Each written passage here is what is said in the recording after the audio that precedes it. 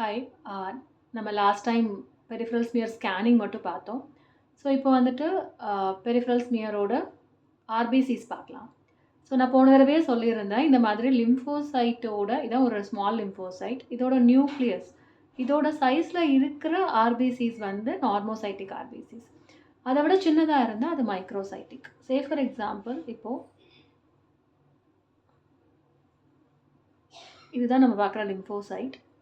So இந்த லிம்போசைட்டோட nucleus நம்ம எடுத்துக்கிறோம் இது.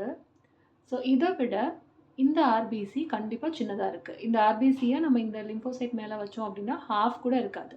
ஸோ இது ஒரு மைக்ரோசைட். ஸோ இந்த மாதிரி தான் நம்ம வந்து ஒரு லிம்போசைட்டோட நியூக்ளியஸ் கூட ஆர்பிசியோட சைஸை கம்பேர் பண்ணி தான் அதை வந்து மைக்ரோசைட்டாக நார்மோசைட்டாக நம்ம சொல்ல போகிறோம். ஸோ ஒவ்வொரு தடவையும் நம்ம லிம்போசைட் கம்பேர் பண்ண முடியாது. இன் டியூ கோர்ஸ் நம்ம பார்க்க நமக்கு வந்து லிம்போசைட் இல்லாமலே அது மைக்ரோசைட்டாக இல்லையான்னு தெரிய ஆரம்பிச்சிடும்.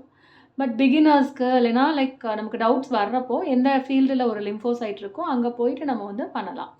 ஸோ எப்போதுமே ஒரு மைக்ரோசைட்டிக்னு கமெண்ட் பண்ணுறதுக்கு முன்னாடி ஒரு லிம்போசைட் இருக்கிற ஒரு ஃபீல்டை எடுத்துகிட்டு அங்கே இருக்கிற ஆர்பிசியோட சைஸை வந்து நம்ம கம்பேர் பண்ணும்போது நமக்கு இன்னும் கூட பெட்டராக இருக்கும்.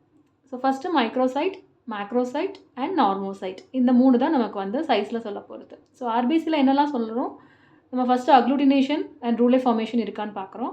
2வது சைஸு, 3வது ஷேப்பு. ஸோ நார்மல் ஆர்பிசி எப்படி இருக்குன்னா ஒரு டிஸ்க் ஷேப்பாக இருக்கும் இல்லையா? ஸோ அதனால தான் நமக்கு இந்த சென்ட்ரல் பேலர் கிடைக்குது. எதனால் அப்படின்னா ஒரு பை கான்கேவ் டிஸ்க்கு, அதாவது இந்த சென்ட்ரல் பார்ட் வந்து ஒரு கான்கேவாக 2 இடமும் ஒட்டுற மாதிரி இருக்கும். அதுக்கப்புறம் வெளியில் இருக்கிற இடம் வந்து ஸோ ஹைப்போக்ரோமேசியா அப்படிங்கிறது வந்து இங்கே பேலாக தெரியுது இல்லையா? இதை தான் நம்ம ஹைப்போக்ரோமேசியான்னு சொல்கிறோம். நார்மல் ஆர்பிசியில் வந்து 1/3 ஆஃப் த ஆர்பிசி வந்து ஹைப்போக்ரோமேசியா இருக்கும். அதாவது நம்ம இப்போ இந்த ஒரு ஆர்பிசி எடுத்துக்கிறோம் அப்படின்னா அந்த ஆர்பிசியோட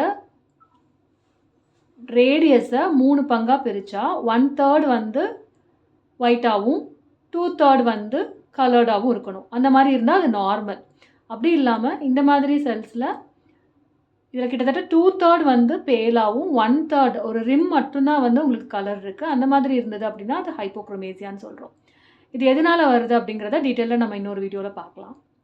ஸோ ஃபஸ்ட்டு வந்து நான் சொன்ன மாதிரி அக்ளூட்டினேஷன் பார்க்கணும். 2வது அக்ளூட்டினேஷன் அண்ட் ரூலே ஃபார்மேஷன் பார்க்கணும். 2வது சைஸ் ஆஃப் த ஆர்பிசி லிம்போசைட்டோட நியூக்ளியஸ் வச்சு பார்க்குறோம். 3வது கலர் பார்த்துட்டோம். அப்புறம் ஷேப்ஸு. ஸோ ஷேப்ஸில் spherocytes, target cells, sickle cells, teardrop cells, இந்த மாதிரி நிறைய ஃப்ராக்மெண்டட் செல்ஸு, அப்புறம் பைட் செல்ஸு, இந்த மாதிரி நிறைய ஆர்பிசி ஷேப் டிஃப்ரென்சஸ் இருக்கலாம். அதை வந்து நம்ம பாய்குலோசைட்ஸ் அப்படின்னு சொல்கிறோம். அன்ஐசோசைட்டோசிஸ் அப்படின்னா difference in size of the RBC. So microcyte, normocyte, macrocyte இதெல்லாம் சேர்ந்து இருந்ததுன்னா அல்லது ஏதாவது கொஞ்சம் வேரியேஷன்ஸ் இருந்தாலும் அதை வந்து அன்ஐசோசைட்டோசிஸ் அப்படின்னு சொல்கிறோம். பாய்கிலோசைட்டோசிஸ் அப்படின்னா டிஃபரன்ஸ் இன் ஷேப்ஸு. ஸோ நம்ம முதலே சொன்ன மாதிரியான நிறைய ஷேப்ஸ் கடந்தது, ஓவலோசைட்ஸு, எலிப்டோசைட்ஸ், இந்த மாதிரி நிறைய இருக்கும் போது அதை நம்ம பாய்கிலோசைட்டோசிஸ் அந்த மாதிரி சொல்கிறோம். அதுக்கப்புறம் பார்க்க வேண்டியது நம்ம ஆர்பிசியில் இருக்கிற இன்க்ளூஷன்ஸு. ஸோ என்னென்ன இன்க்ளூஷன்ஸ் நம்ம பார்க்கலாம் அப்படின்னா ஹெச்பிஹெச் இன்க்ளூஷன்ஸு, அதுக்கப்புறம் பேப்பன்ஹீமர் பாடிஸு, இதெல்லாம் வந்து இன்க்ளூஷன்ஸாக இருக்குது. இதுக்கப்புறம் நம்ம பார்க்க போகிறது வந்து நியூக்ளியேட்டட் ஆர்பிசிஸ், இம்மெச்சூர் ஆர்பிசிஸ் இருக்கான்னு பார்க்கணும்.